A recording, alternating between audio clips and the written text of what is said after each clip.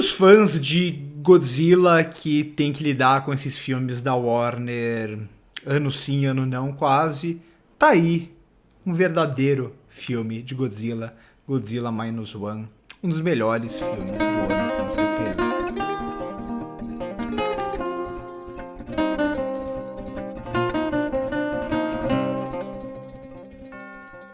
Eu vou começar aqui respondendo uma pergunta que me fizeram muito, né? Porque sempre que acaba o filme, aí eu posto umas primeiras impressões lá no meu Twitter pessoal, também no meu Instagram pessoal. Me sigam também no meu Twitter e no meu Instagram pessoal. Eu sempre falo alguma coisinha sobre o filme e muita gente interage. E esse filme, muita gente, principalmente quando viram meus comentários iniciais, minha nota, viram que eu gostei muito do filme e perguntaram se para assistir Godzilla Minus One é necessário assistir outros filmes ou coisa do tipo. A minha resposta é não. Eu não sei porque eu não vi os outros filmes também, mas geralmente esses universos ou franquias do cinema japonês, eles até criam algum tipo de relação entre os filmes, o mesmo com o recente Shin Kamen Rider, que tinha também o Shin Godzilla que tá no HBO Max e tudo mais. Até pode ser que quem é muito fã do universo pegue algumas referências, mas não, definitivamente não é necessário. Você pode simplesmente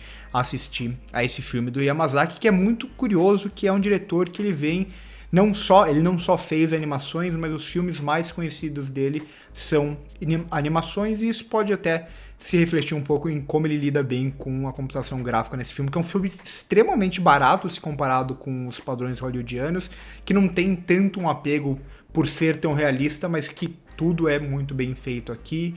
Calma que eu já comento sobre tudo isso. Aqui então a gente vai ter um filme que, claro, é um filme japonês e que vai muito na essência do Godzilla, que é o que pra mim quase todos os filmes americanos perdem muito, né? Esses filmes da Warner, Godzilla, Rei dos Monstros, Godzilla vs Kong, que eles até vão um pouco na mitologia e tal, mas no geral eles usam o Godzilla apenas como um monstro legal que o público gosta pra dar porrada e porque é divertido, filme de monstro e coisa do tipo, que realmente às vezes é divertido, mas eu acho que a figura do Godzilla, principalmente quando transporta para o cinema japonês aqui, ela vai ganhar um outro significado. E é muito curioso como esse filme, né, a gente reclama muito também desses filmes da Warner que tem muito núcleo humano e muito pouco monstro e coisa do tipo.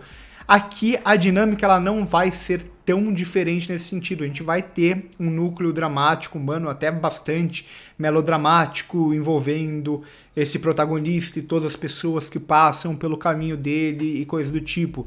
A diferença é que quando o Godzilla ganha a tela aqui, ele ganha a tela aqui. É impressionante.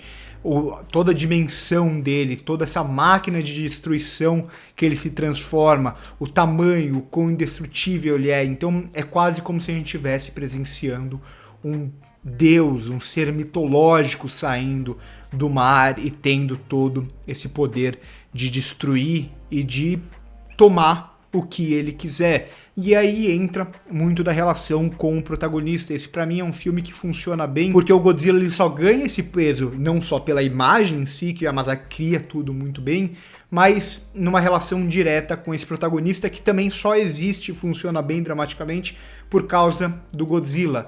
E aí a gente vai na essência desse personagem, né? Esse personagem que é um personagem que conversa diretamente com a visão japonesa, da Segunda Guerra e das bombas atômicas, por isso até o lance da radiação no Godzilla. Então é uma figura mitológica que remete muito ao trauma da Segunda Guerra para o povo japonês. E aqui esse filme vai se passar justamente, começar ali no final da Segunda Guerra e vai se passar num período de alguns poucos anos nesse pós-Segunda Guerra Mundial. E aí entra essa relação direta do protagonista que tem o seu contato inicial com Godzilla ainda durante a guerra, e essa guerra para ele que nunca acabou, quase como se ele não tivesse essa missão dele, nunca fosse cumprida enquanto essa guerra dele não acabasse.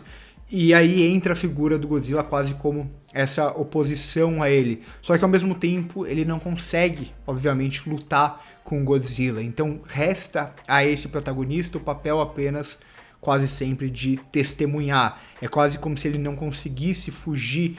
O Godzilla e o caminho dele, o caminho do Godzilla sempre tivesse se entrelaçando de alguma forma. Então é um personagem que para mim funciona muito bem, porque por mais que tenha todo um lance dele que era para ser um piloto kamikaze, a relação dele do viver e do morrer, né?